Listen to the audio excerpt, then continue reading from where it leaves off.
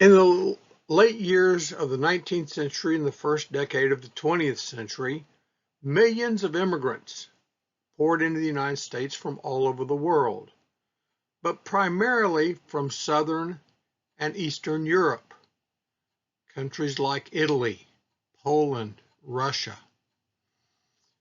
And they mostly stayed in the growing urban areas, adding to the populations of the cities where most of the manufacturing was taking place, and providing the labor for the growing industrialization of the United States. You can see in this graph the growth of cities, the number of people living in urban areas. The United States had always been primarily rural, but beginning in the 1890s, that trend just accelerates until by 1920, more people are living in cities than in rural areas. And in most cases, this population growth was spurred by jobs in the factories. For example, here's a picture of Pittsburgh, Pennsylvania. Now you notice how light it is even though it's nighttime.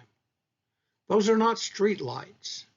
Those are the fires in the factories, in the steel mills of Pittsburgh that are lighting up the sky. But also keep in mind, as you see on the left, that these fires are fueled by coal. And therefore coal is being burned and is polluting the air. And that's what the haze is that you see there. It's not clouds, it's coal smoke. San Francisco became the major city of the West because of the gold rush in 1848. And it just continued to grow as the leading port on the West Coast. Chicago became the leading city of the Midwest, partially because of industry and partially because it became a commercial center where all of the commercial activity from around the Midwest took place. But it was New York, the financial center of the country, that became the commercial and in some ways the industrial center of the country. Many of the immigrants came through New York and stayed. You'll also notice in this picture from 1901, there are not any high-rise buildings. That's because they were dependent on a new technology.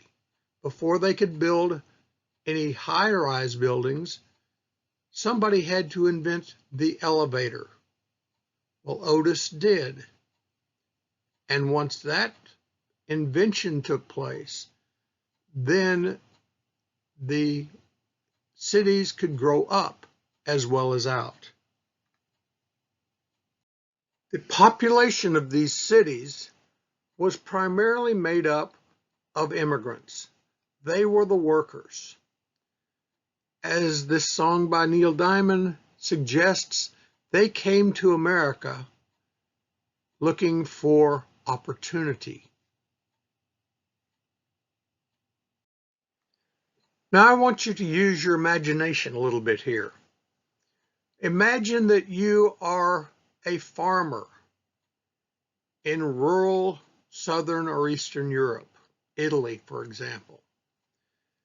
Your family has had that farm for centuries, and it's always been handed down to the next generation. But all of a sudden, either the family has gotten too big, or the farm is not doing as well as it had, and it doesn't seem like that there's any opportunity on that farm. as a rural farmer, you might have been to the local town to sell your goods or to buy something, but that local town was no more than maybe a couple of hundred people. You would go to church there. You knew everybody in the neighborhood, but there was not much opportunity. Or perhaps, as happened in many countries in Europe, you were not one of the majority. For instance, the Jews in Russia. And the Tsar began to crack down on Jews. They were losing their freedom. Maybe the opportunity you were looking for was not just economic, but was freedom. But generally, you're looking for a better life than what you can see happening where you are. So you decide to come to America. And you gather up what money you can. You get to the coast, get on a steamship headed for America. You don't know where you're going to land. Could be New Orleans, could be Boston, could be Philadelphia, but most of the time, coming from Europe, it was New York City.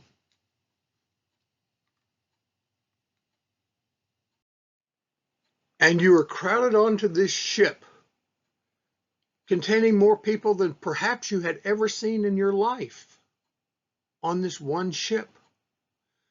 And because you had to buy the cheapest fare you could, you were in what is called steerage. That means you were at the bottom of the ship. And so as it rolled its way across the Atlantic, people were getting seasick. You had to just endure. Maybe you could get out on deck for a while to get some fresh air, but it was crammed. Now this picture I love because you see on the left, you have some people who were in first class on the ship standing and looking down at the mass of immigrants. It's recorded that a lot of times these first class passengers would take extra rolls or fruit or something like that from their dinner table that no one had eaten. And they would go out and they would toss them down to these immigrants. Somehow it kind of reminds me of throwing peanuts to the monkey in the zoo.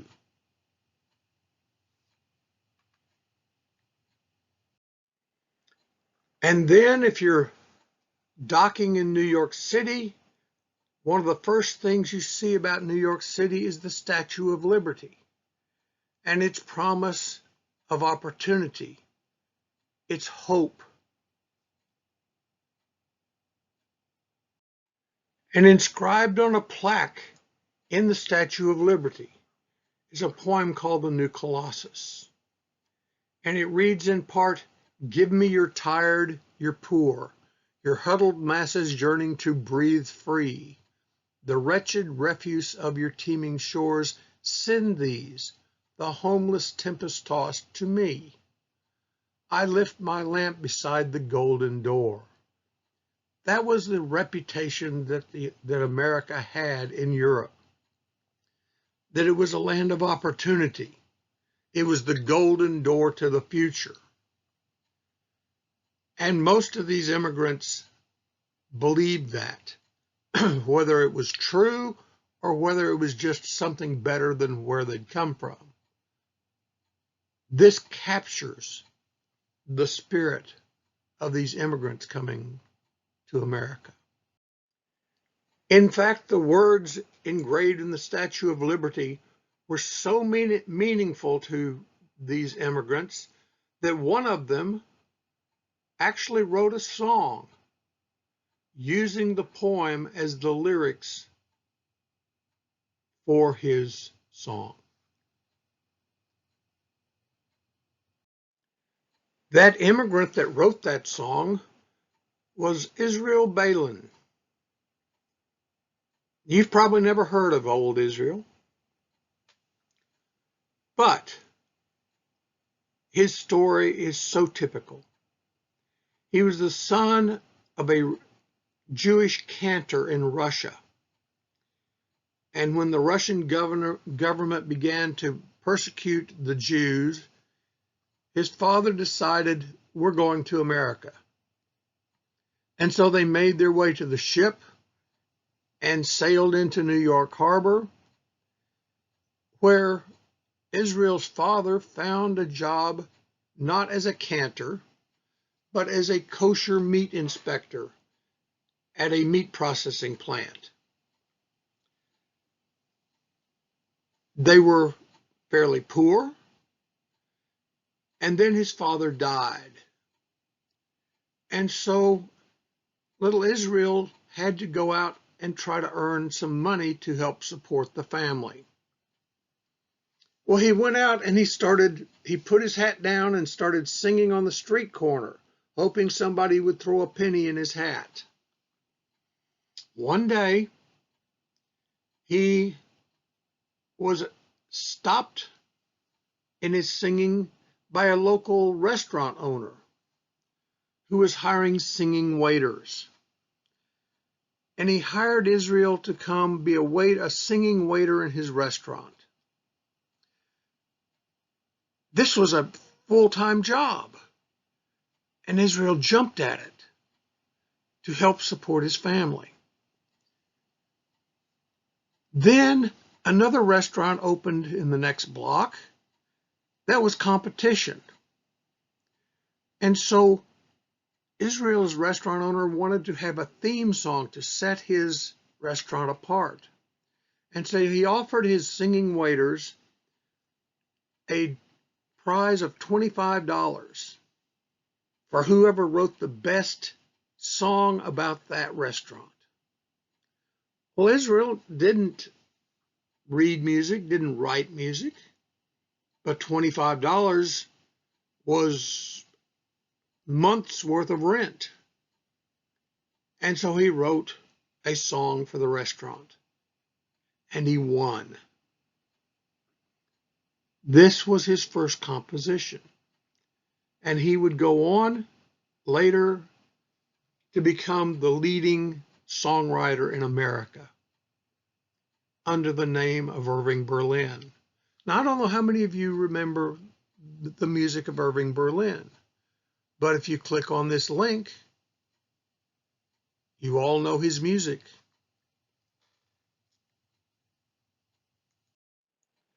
In fact, this immigrant, Irving Berlin, wrote the most recorded Christmas song in history.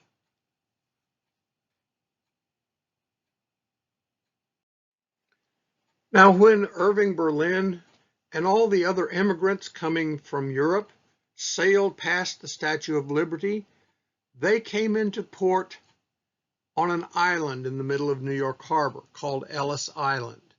This was the immigrant processing center that processed all of these immigrants coming into New York. So the immigrants filed off the ships, carrying everything they owned, many times dressed in their best clothes, because after all, this is the start of a new life. They want to make a good impression.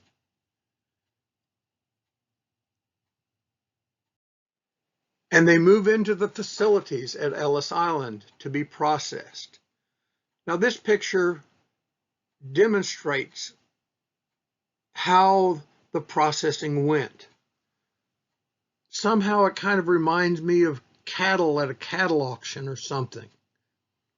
They would be recorded. They would be given a medical checkup. If they were found to be sick, they were sent back.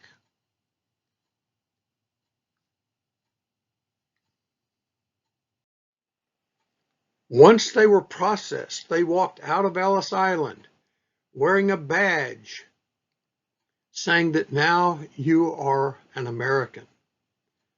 Again, families carrying everything they own, maybe with a few coins in their pocket, some not having much money at all.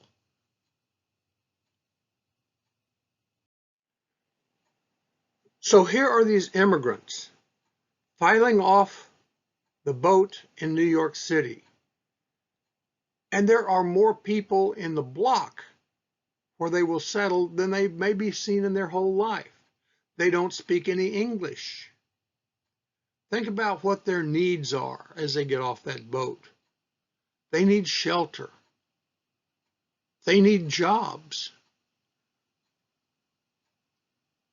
And the people that provided help for these immigrants were the political bosses.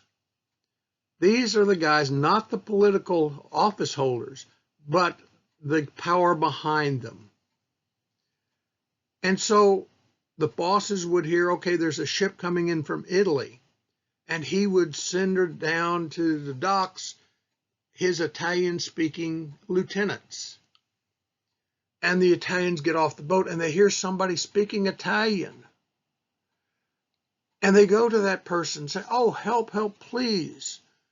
We need to find some place to stay tonight. We need to find some work.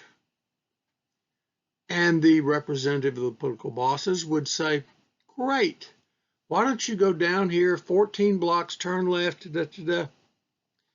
and Sam has some rooms to rent. Ask for Sam, tell him I sent you, and you'll get taken care of. And then tomorrow for a job, I want you to go up here and ask for George. George is hiring, and he's going to have jobs. Now, are these political bosses offering these social services out of the goodness of their hearts?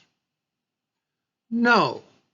It's kind of like the scene in The Godfather, where the Godfather says, I will do this for you, but in the future, I will expect something from you. And what the political bosses wanted was votes. And so the political bosses would help these immigrants with the understanding that when it came time for elections, these immigrants would vote for who the political bosses told them to vote. And thus the political power of these political machines, as they were called, is increased by helping the immigrants.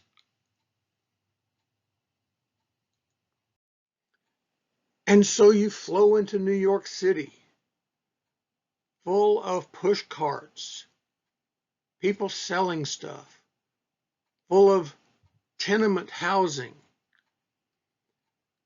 But you don't feel real comfortable because of language, because of customs. This is a whole new world.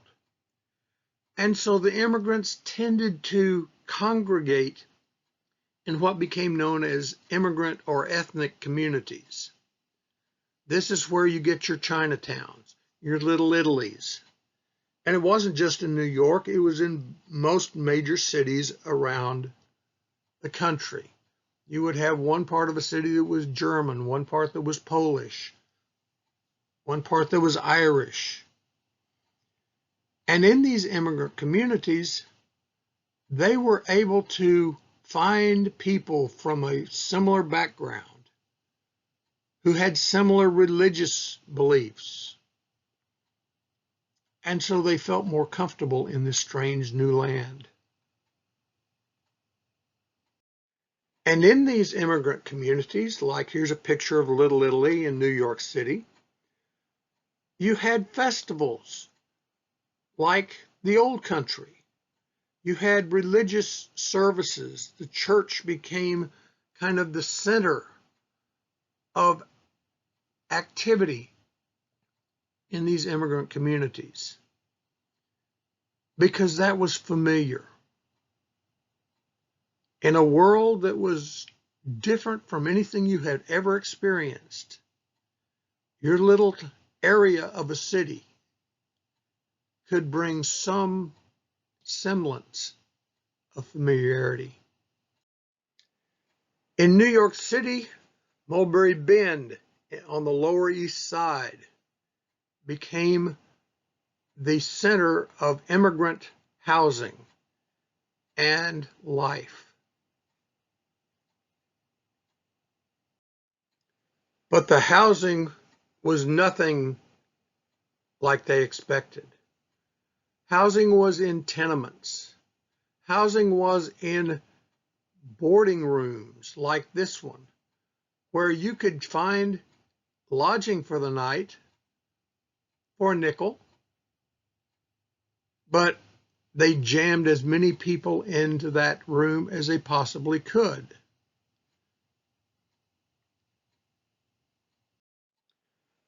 The New York tenements, the tenements in Chicago, in Philadelphia, in Boston, in Pittsburgh, wherever, were basically warehouses built to push as many people into as possible, to charge them rent. The owners of these tenements, we would call them slumlords today, because there was no regulation on safety. Many of the tenements had no running water. There were no fire codes. There were no occupancy codes. And so you crammed as many people into these buildings as you possibly could to make as much money as you possibly could. And so the immigrants are jammed together in these tenement buildings. If someone wants to, say, wash clothes, and you're on the 5th floor of a walk-up, you would have to walk down to the ground floor, out into the backyard, pump you a pail or two of water, carry it up 5 floors, wash your clothes, and then the only place you had to dry them was to hang them out the window.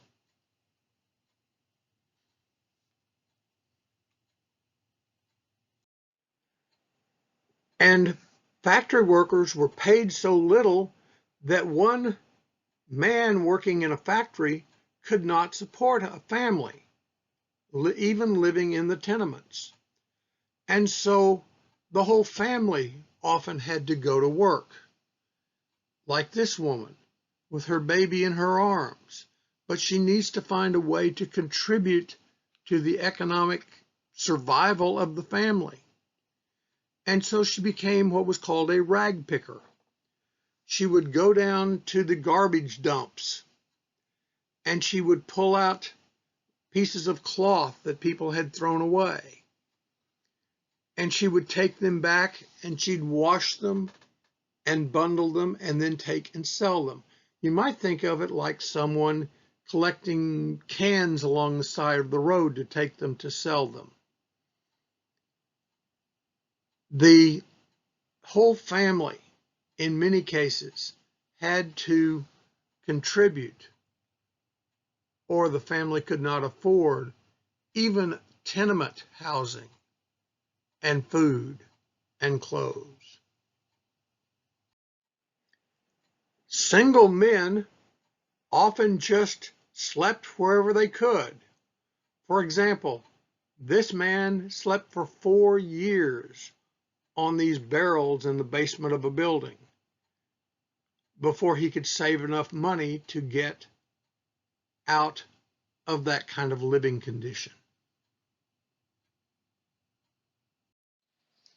In the slums, children often had to fend for themselves. Either they were working to help support the family, or if something happened to their parents, they were left on the streets. They became known as street Arabs because they wandered around. Maybe they did something during the day to make enough money to get some food, and at night they slept wherever they could. In this case, next to a church, where you had probably either warm air or cold air, depending on the season, coming out of that vent from the church.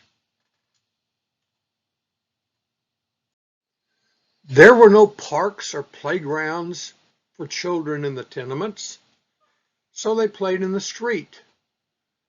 I love this photo because it combines a number of things about life in the tenements.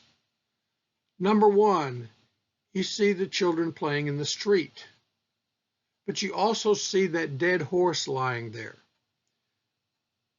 Probably it was pulling a cart and died, and the cart owner just took the bridle off of it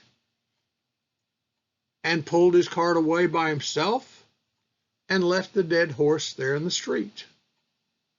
Now, no telling how long that had laid there, because streets cleaning and garbage and all that kind of thing were not a city service. They were a contract service. The contracts were given to people to clean the streets or empty the sewers, but they were not given on the basis of merit. They were given on the basis of bribes. So, for example, if you wanted the contract to clean the streets in a certain area of the city, the contract went to the highest briber. And then, to make up for the money that they had to bribe, a lot of times these contractors were not very diligent in doing their job. So that horse could lie there a day, a week, before anybody came along to clean it up. You see those puddles in the middle of the street, you might think, oh, well, it rained last night. It could be, but that could also be overflow from the outhouses, the privies. Most of the tenements did not have indoor plumbing. And so when nature called, you had to go down to the common outhouse in the backyard to do your business. And emptying these was one of those contract services. So if it didn't get emptied, it overflowed. That could be what that is puddling up there in the streets.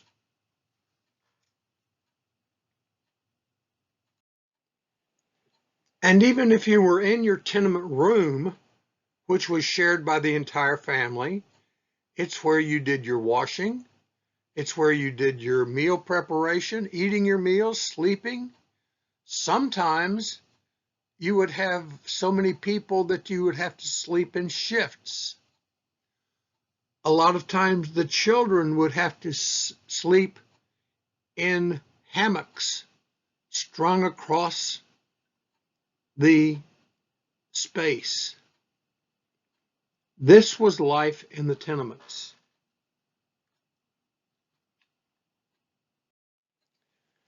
As this video shows, Jacob Riis, an immigrant himself, was trying to call attention to the horrible conditions in the slums. And he didn't have much luck until he was able to use photography. And most of the pictures that I've been showing you about life in the tenements were taken by Jacob Riis. For those immigrants who made a living mining like the coal miners, maybe you didn't have to put up with the congestion of the city, but life was not easy. Because mines were in rural areas, often the companies that owned the mine built housing for their miners. And the miner didn't have any choice of where to live, didn't have any choice of how much they were going to pay in rent, and often didn't have a choice of where they were going to buy their food. The mining companies often ran what were called company stores. And the miners would have to pay whatever the company store was charging. In fact, there were some mining companies who refused to pay their workers in American currency. They paid them in credit at the company store.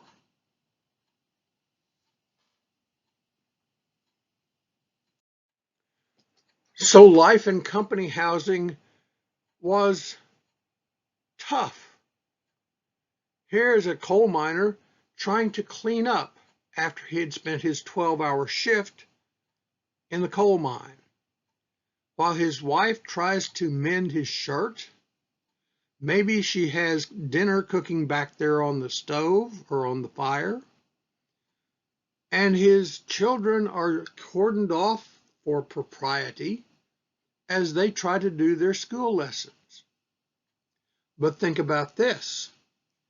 What happens if this miner tomorrow goes in and there's a mining accident and he is injured or killed?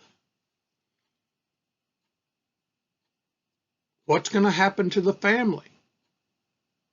They can't continue to live in company housing. And so if he were killed or injured, the company man would come to the door and evict them. Maybe they'd get a small settlement. But miners, like most factory workers, were viewed by the owners as simply cogs in the machine of industry. Now I want you to think about this, or maybe some of you have experienced it. You are now living in a country where you do not speak the language, where the ways of living are different from anything you've ever experienced. Everything has changed. And so there is the tendency to cling to the familiar.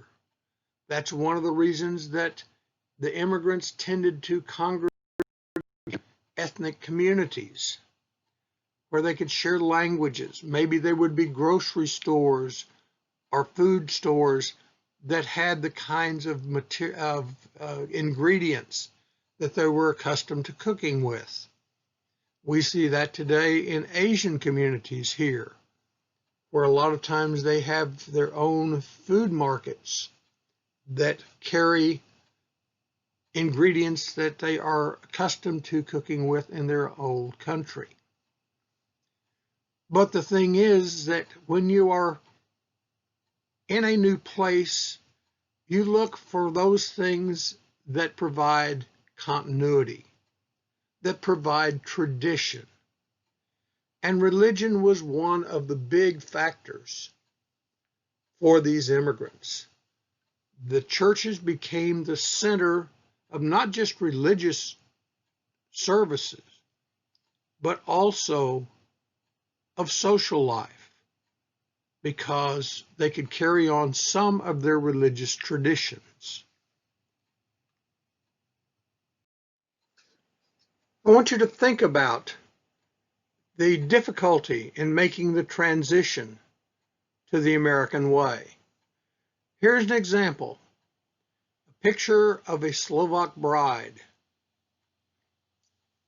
They have immigrated to the United States, and the daughter is going to get married.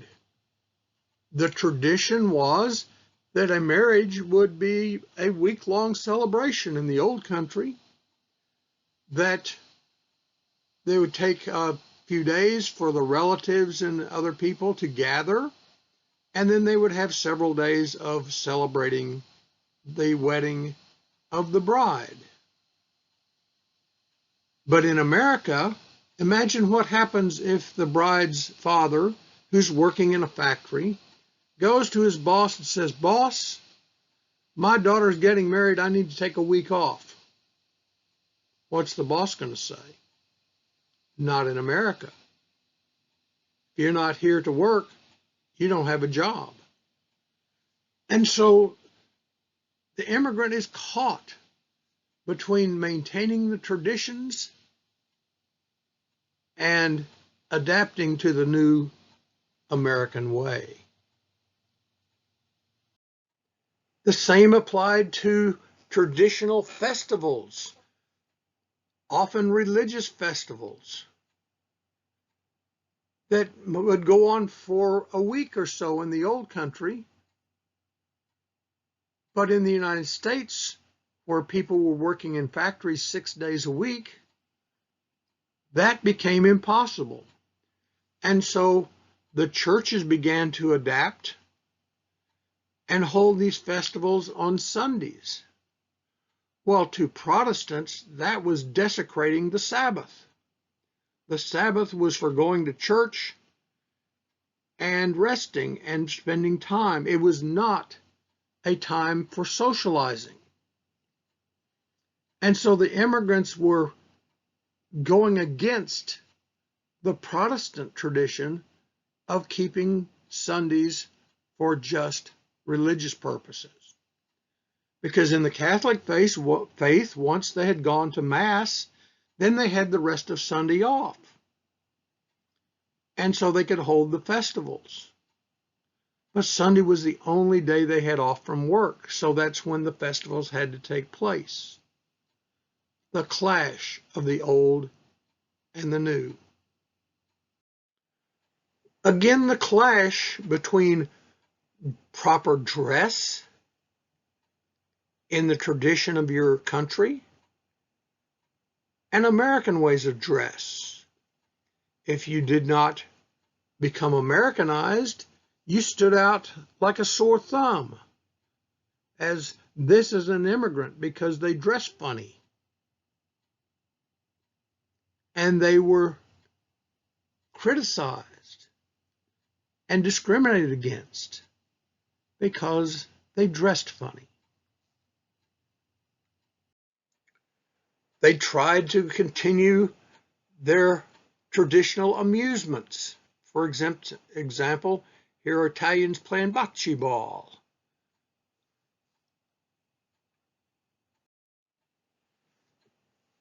And so they tried to maintain as many of the traditions from their old country as they could because those were comfortable.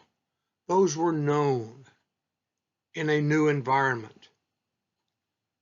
However, I want you to consider this picture, the way these folks are dressed. Just by the way they're dressed, they are screaming, "I am not an American."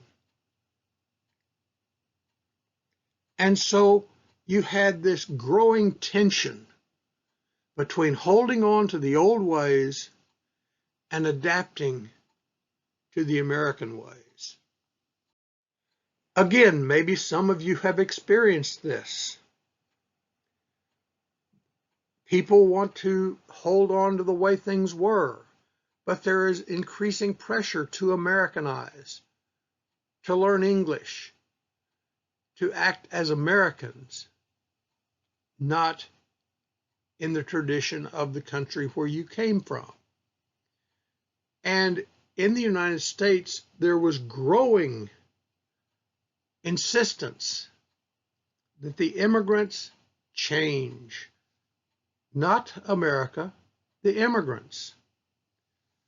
Now, I know that I've had students in my classes in the past who grew up, they were an immigrant family, and their parents were still insisting on them abiding by the traditions of their country. But those traditions were different from America. And so we've had all kinds of tension. How much do we hang on to the old? How much do we change? And in the United States, there were forces that were saying, you must change. And there were institutions like the YMCA and the YWCA that did programs to teach immigrants the American way of life and to not just adapt but adopt this new world that they were living in. Institutions such as settlement houses, which we would call today community centers in low-income areas, taught classes in the American way. Here you see a knitting class. Here's a settlement house cooking class, teaching women how to cook in the American style, in the style of the United States. We don't need any of that noodles and stuff. We don't need any of that dead fish stuff. Here's the American food. This is what you need to be preparing. And the most fundamental sign that immigrants were adapting to America is learning to speak English. The immigrant communities were criticized as trying to maintain the old languages and the old ways. To citizens of the United States, learning English was kind of a symbol that you were adapting and becoming more American. And we see that still to this day. Remember, back then, there was no such thing as Telemundo. In fact, there was intolerance against people who could not speak English back then. But we still have that tension today. We still have many of the older generation, perhaps, that cannot speak English or do it very well. And a lot of times it falls on the young people who were grown up here and are bilingual. But back in the turn of the century, in the 20th century, there was not much tolerance for immigrants who refused to Americanize.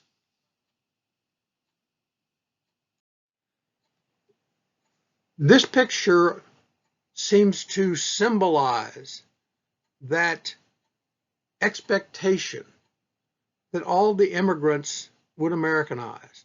This is a picture taken at the Immigrant Aid Society, welcoming new Jewish immigrants to the United States. But you'll notice on the board, that greeting is in English. It's not in Hebrew. And so this is just the unconscious expectation of Americans that if immigrants are going to become proper U.S. citizens, to be treated as U.S. citizens, one of the fundamental things that they must do is learn English. Now, the experiences of Jews immigrating into the United States was a little bit different than some other nationalities, because Judaism, they came from all different nations.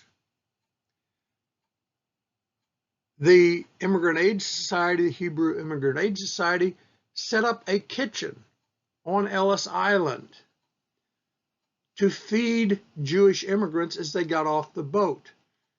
And it was a kosher kitchen because many of the devout Jews that came over were not able to eat very much because it was not kosher. And so when they got here, they were starving. And so it was set up for them to get a meal when they got off that boat at Ellis Island.